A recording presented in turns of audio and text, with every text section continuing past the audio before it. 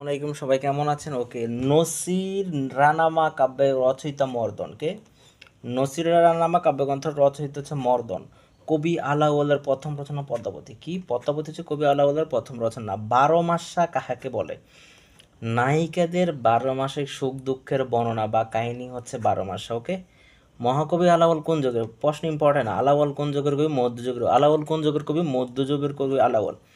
মধ্যযুগের সবচেয়ে উল্লেখযোগ্য বিখ্যাত কবি হচ্ছে আলাওল। আলাওল হচ্ছে মধ্যযুগ কোন যুগের কবি? মধ্যযুগের কবি। মধ্যযুগের সবচেয়ে উল্লেখযোগ্য মুসলমান কবি কিন্তু আলাওল। ওকে, মধ্যযুগে বাংলা সাহিত্যের স্বর্ণালী সময় হচ্ছে মোগল আমল। ওই সময় হচ্ছে অনেক সাহিত্য রচনা হতো, প্যাট্রোনাইজ করতো।